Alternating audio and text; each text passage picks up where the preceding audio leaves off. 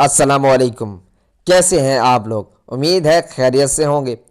سب سے پہلے آپ سب کے لیے دعا گو ہوں، اللہ تعالیٰ ہمیشہ آپ سب کو اپنے حفظ و امان میں رکھے اور آپ سب پہ اللہ تعالیٰ کی رحمت خاص ہو، آمین ثم آمین۔ بہت سارے لوگ مجھے کافی عرصے سے کہہ رہے تھے کہ کوئی ایسا عمل، کوئی ایسا وظیفہ بتائیں جس میں لفظ بہت شارٹ سا ہو اور آسان سا ہو، لیکن اس کی افادیت، اس کی تاثیر، اس کے فائدے بہت زیادہ ہوں۔ تو یہ ایک تسبیح خاموشی سے پڑھ لیں۔ مہنگائی کے اس دور میں یہ پڑھنا ہرگز نہ بھولیے گا، بسم اللہ الرحمن الرحیم۔ ایسا عمل جو تیر کی طرح اپنے نشانے پر ہی جا کر لگتا ہے۔ آج ہم آپ کو ایسا وظیفہ بتانے کے لیے جا رہے ہیں، ایک خاص وظیفہ عمل بتانے کے لیے جا رہے ہیں۔ اگر آپ اس لفظ کو پڑھ لیتے ہیں، یہ لفظ اتنا خاص ہے، اگر آپ اس کی اہمیت کو سمجھ لیں تو آپ ساری زندگی اس الفاظ کو اپنے سینے سے لگا کر رکھیں گے، ہمیشہ اس لفظ کو پڑھتے رہیں گے اور اپنی من کی مرادیں پوری کرتے رہیں گے۔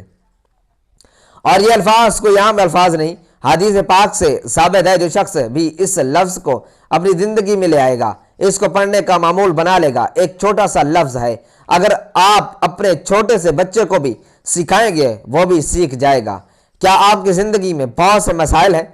آپ ہر وقت پریشان رہتے ہیں، رکاوٹیں ہیں، بے جا مقدمے میں پھنس چکے ہیں، دشمن آپ پر غالب آ چکا ہے، کوئی بھی کاروبار نہیں چل رہا، جو کاروبار شروع کرتے ہیں اسی میں نقصان ہو جاتا ہے، نوکری ملتی ہے چلی جاتی ہے، اور اگر نوکری ملتی بھی ہے تو کم تنخواہ کے گزارا بھی نہیں ہوتا، کئی سال گزر گئے، آپ کی زندگی میں سکون کا دن نہیں آیا۔ میں نے سوچا کہ کیوں نہ آپ کو ایک ایسا عمل بتایا جائے، ان سب لوگوں کو بھی جو بے جا مقدموں میں پھنس چکے ہیں، جنہیں جیل ہو چکی ہے اور رہائی نہیں ہو رہی، یا پھر بے روزگار ہیں، کئی سال ہو چکے ہیں، روزگار بھی نہیں مل رہا۔ تو اگر آپ ایک لفظ کو اپنے سینے سے لگا لیتے ہیں، یہ ایک چھوٹا سا لفظ ہے، تو آپ اس لفظ سے جو چاہیں گے، آپ جو مانگیں گے آپ کو ملے گا۔ آپ کوئی کام کرنا چاہیں، کوئی کاروبار کرنا چاہیں، کوئی فیصلہ کرنا چاہیں، شادی کرنا چاہیں، لیکن آپ کو سمجھ نہیں آ رہی کہ آپ کے لیے یہ رشتہ بہتر ہے یا نہیں ہے، شادی کے بعد ازدواجی زندگی آپ کے لیے اچھی گزرے گی یا نہیں، آپ کے دماغ میں بہت سارے خیالات آتے ہیں، آپ بزنس کرنا چاہتے ہیں، سمجھ نہیں آ رہی کہ کاروبار کروں، اس میں زیادہ فائدہ ہے یا پھر دوسرا کاروبار کر لوں، اس میں زیادہ فائدہ ہے، پتہ نہیں اگر میں یہ کاروبار شروع کروں کہیں نقصان نہ ہو جائے، میرا پیسہ سارا ڈوب نہ جائے، اگر اس کاروبار کرنے سے مجھے نقصان ہو گیا تو پھر کیا ہوگا، مجھے تو سمجھ ہی نہیں آ رہی۔ اگر آپ اپنے کیریئر کے بارے میں کوئی فیصلہ لینا چاہتے ہیں یا پھر زندگی کا کوئی بھی مسئلہ ہے، آپ اس بارے میں فیصلہ کرنا چاہتے ہیں، آپ کو سمجھ نہیں آ رہی، آپ کو لگتا ہے کہ کہیں آپ سے فیصلہ غلط نہ ہو جائے، تو بس جو آج ہم آپ کو عمل بتانے کے لیے لے جا رہے ہیں، خاص لفظ آپ کو بتانے کے لیے جا رہے ہیں، آپ نے اس کا وظیفہ کر لینا ہے، اس کا ورد کر لینا ہے۔ وہ لفظ وظیفہ بھی ہے اور استخارہ بھی ہے، یعنی آپ شادی کرنا چاہتے ہیں، کاروبار کرنا چاہتے ہیں، کوئی بھی کام کرنا چاہتے ہیں تو آپ استخارہ کر سکتے ہیں اس لفظ کے ذریعے۔ اور نبی کریم صلی اللہ علیہ وآلہ وسلم کی حدیث ہے، ابن سنن کی روایت ہے، جس نے بھی یہ وظیفہ کیا، اس نے بتایا کہ اس لفظ کی برکت سے میرا ہر کام ہو جاتا ہے۔ اگر آپ خریداری کرنا چاہیں تو آپ راستے میں اس لفظ کا ورد کرتے جائیں، آپ کو کوئی چیز جتنے کی سوچیں گے آپ کو اتنے ہی کی ملے گی، اور جب بھی خریداری کرنے کے لیے جائیں اس لفظ کا ورد راستے میں جاری رکھیں، اس طرح آپ کا ہر چیز مناسب قیمت پر لگے گی،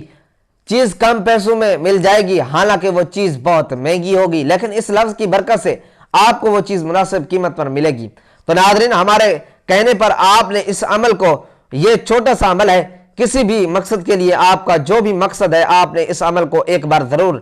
آزما لینا ہے، اور کمنٹ باکس میں مجھے ضرور آ کر بتانا ہے کہ آپ نے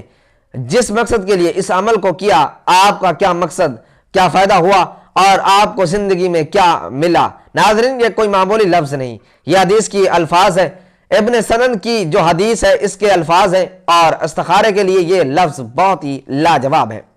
بہت ہی زیادہ مجرب اور آزمودہ لفظ ہے۔ انسان سوچتا ہے کہ یا اللہ یہ کام کروں یا نہ کروں، یہ قدم اٹھاؤں یا نہ اٹھاؤں، یہ رشتہ کروں یا نہ کروں، اس جگہ پر جاؤں یا نہ جاؤں، اس کام میں خیر ہوگی یا نہیں ہوگی۔ اگر کوئی بھی شخص یہ الفاظ یاد کر لے اور اسے اپنی زندگی میں شامل کر لے، وہ اپنی زندگی میں وہ کچھ پا سکتا ہے جو اس نے کبھی سوچا بھی نہ ہوگا۔ جو ویڈیو ابھی آپ دیکھنے اور سننے جا رہے ہیں، اس کو تقریباً تمام مذاہب کے لوگ دیکھتے ہیں، صرف مسلمان ہی نہیں، سب مذاہب کے لوگ اس کو دیکھتے ہیں، اور مجھے خوشی اس بات کی ہے کہ وہ قرآنی آیات کو یاد کرنے کی کوشش بھی کر رہے ہیں، لیکن بہت سارے ایسے ہیں ان میں سے جن سے میری بات بھی نہیں ہوتی اور وہ کہتے ہیں کہ ہم کوشش کر رہے ہیں لیکن ادائیگی اور تلفظ ویسا نہیں کر پاتے، زبر زیر کی غلطی کر جاتے ہیں۔ تو آج آپ لوگوں کو ایک ایسا لفظ بتانے جا رہا ہوں جو اتنا کمال لفظ ہے، یعنی مانے یوں سمجھیں یہ ہیرا ہے، ہیرے موتی جواہرات جس طرح انسان مانتا ہے اسی طرح کا یہ چھوٹا سا عمل ہے، لیکن بہت مستند، بہت کارآمد اور 100% گارنٹی کے ساتھ میں آج بھی اپنی زندگی کے بہت سارے معاملات جو میں نے حل کرنے ہوتے ہیں تو میں اس لفظ کا استعمال کرتا ہوں اور کئی عرصے سے اس لفظ کا استعمال کرتا آ رہا ہوں۔ یہ لفظ 3 مقاصد کے لیے ہے، ان تینوں چیزوں کو میں ایکسپلین کروں گا تفصیل کے، جیسا کہ میں نے کہا 3 مقاصد کے نمبر 1 ہر کام کے لیے کیا جا سکتا ہے، نمبر 2 خریداری کے لیے، نمبر 3 اللہ تعالیٰ سے ہم کلام ہونے کے لیے، یعنی کہ استخارہ کے لیے۔ استخارہ کا مطلب یہ ہوتا ہے کہ اللہ تعالیٰ سے ڈائریکٹ پوچھنا، اللہ تعالیٰ اس کا جواب تو نہیں دیتے۔ ہم کلام کا مطلب یہی ہوتا ہے کہ اللہ تعالیٰ سے گفتگو کرنا، اس طرح ہم دعا میں گفتگو کرتے ہیں، اے اللہ میری یہ مدد فرما، تو وہ اسی انداز میں ہوتا ہے کہ وہ ہماری شاہ رکھ کے بھی قریب ہے اور ہاتھ ہم نے اٹھائے ہوئے ہیں اور ہم اس سے مانگ رہے ہیں، تو یہ ہم کلام والا معاملہ ہوتا ہے۔ زندگی میں آپ چاہتے ہیں میرا یہ والا کام ہو جائے، مثال کے طور پہ آپ خواہش رکھتے ہیں کہ یار میرا فلاں جگہ پہ شادی ہو جائے، آپ خواہش رکھتے ہیں کہ میرا وہ کوئی بھی چیز خریدنے کا دل ہے، اللہ تعالیٰ میری خواہش پوری ہو، زندگی کی میرا ایک اپنا بہت بڑا گھر ہو، یا اللہ میری اپنی گاڑی ہو، یا اللہ میرے بچے ہو جائیں، یا میرے بچے فرما بردار ہو جائیں، یا اللہ مجھے بیٹا عطا کر، یا اللہ مجھے بیٹی عطا کر، یا اللہ میں سفر پہ جانا چاہتا ہوں، یا اللہ میں عمرہ کرنا چاہتا ہوں، یا اللہ کچھ بھی اللہ سے جو مانگتا ہے میری خواہش ہے تو وہ انشاءاللہ پوری ہوگی۔ روزانہ ہر نماز کے بعد یہ پھر آپ ویسے ہی چلتے پھرتے 33 مرتبہ یا 101 مرتبہ ایک لفظ پڑھ لیجئے، وہ جو زندگی کی ہے آپ کی خواہش ہے، جتنی بڑی بھی خواہش ہے، چھوٹا سا لفظ ہے لا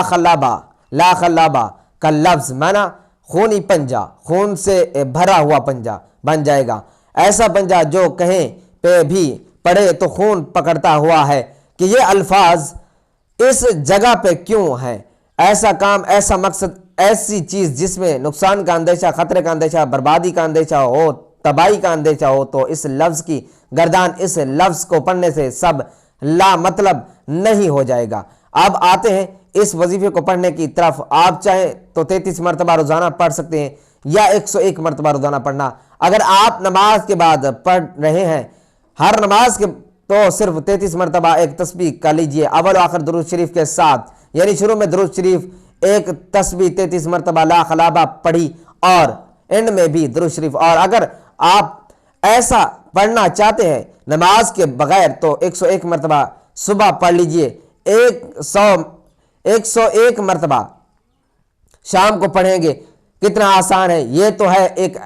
عمل خاص مقصد کے لیے۔ اور اگر آپ شاپنگ کے لیے جا رہے ہیں اور آپ اس لفظ سے فائدہ حاصل کرنا چاہتے ہیں تو آپ نے پورا راستہ لا خلابہ کا ورد کرتے رہنا ہے، آپ نے بس اسی لفظ لا خلابہ کو دہراتا رہنا ہے۔ اسی طرح اگر آپ کسی مقصد کے لیے جا رہے ہیں تو بھی آپ نے اس لفظ کو دہراتے جانا ہے، انشاءاللہ آپ کو ہر مقصد میں کامیابی ملے گی۔ اپنی دعاؤں میں یاد رکھیے گا۔ اللہ حافظ۔